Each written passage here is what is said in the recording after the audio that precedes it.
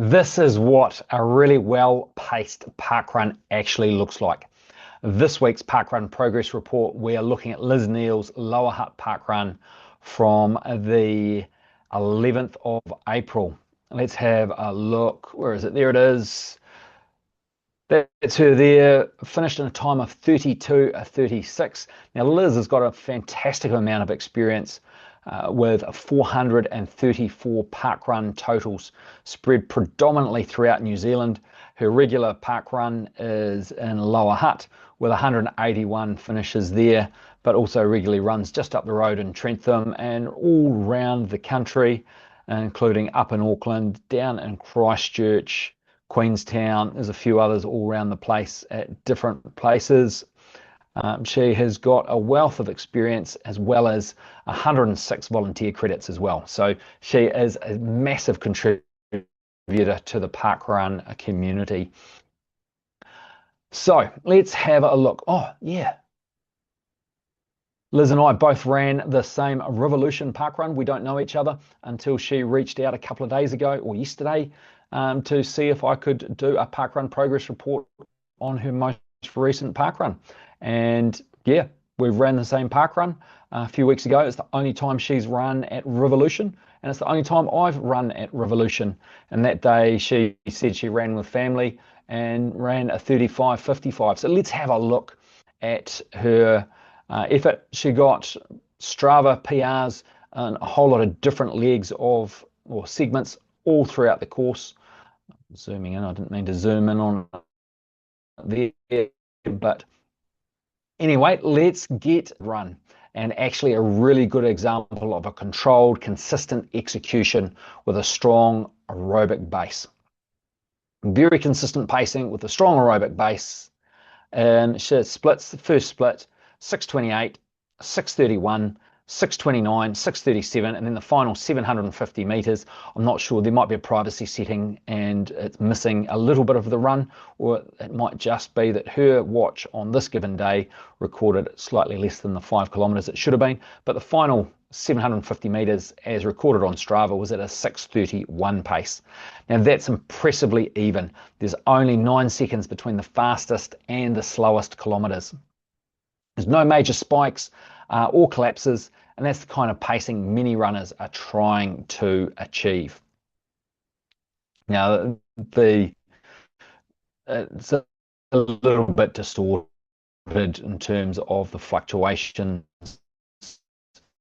There are some speed changes, but nothing. Altitude here, I think that's come down to maybe the barometric pressure recorded on her watch. There's a weather change system or something came through that made it appear that there's an altitude change that wasn't. Now the pacing pattern was controlled from the start. There's no sign of going out too fast, chasing an early pace, or overcoming. Instead, she settles straight into a rhythm. That's a big positive because it means she's running within herself from the beginning. If we look at the heart rate, we can see it's a nice progression all the way up.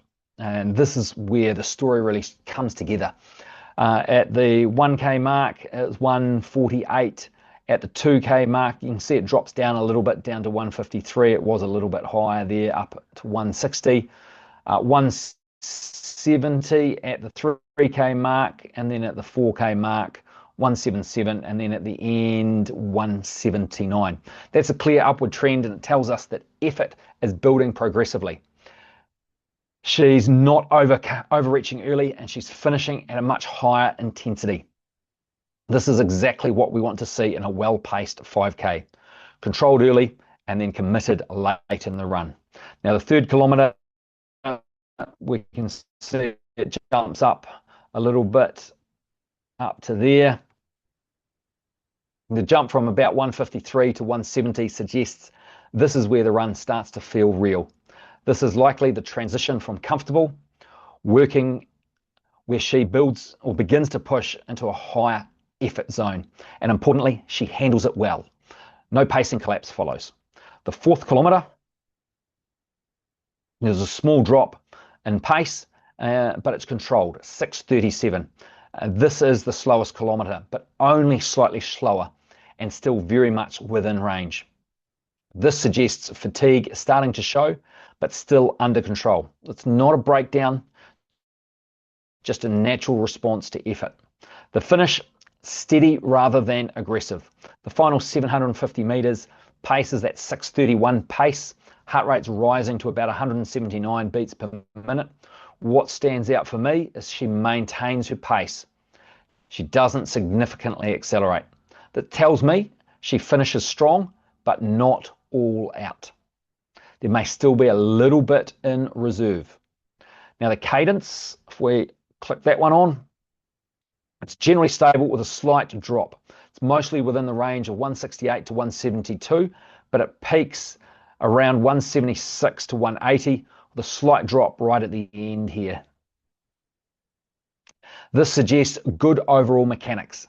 Some fatigue late, but no major breakdown in her technique. Again, consistent with the pacing. The Strava segments where she got PRs, important context with them, she's got multiple segment PRs, including mid-run segments. This reinforces she was moving well throughout the run, not just one strong section. It's a sign of improved fitness and consistent effort across the course. What this run really shows, this performance is not about chasing a big negative split, nor racing aggressively. It's about controlled, repeatable execution. Her strength, even pacing, the progressive effort, the strong aerobic control, and no major fade. The biggest opportunity here for Liz is the finish. Because heart rate's high and pace is steady, that suggests there may be room to push slightly earlier or to finish harder.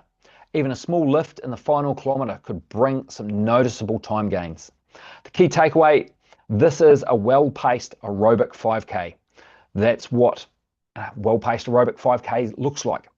It's controlled early, it's consistent throughout, and it's strong to the finish. My overall assessment is best described as a very consistent, well-executed run with a strong aerobic foundation with clear potential to finish more aggressively. Consistency sets this platform. Confidence in the final kilometre will unlock the next level.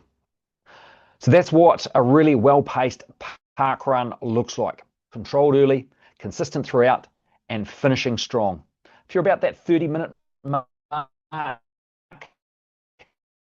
parkrun and want to take your training to the next step towards breaking it, with structured training, clear pacing, and a plan that builds week by week, you find the link in the description down below.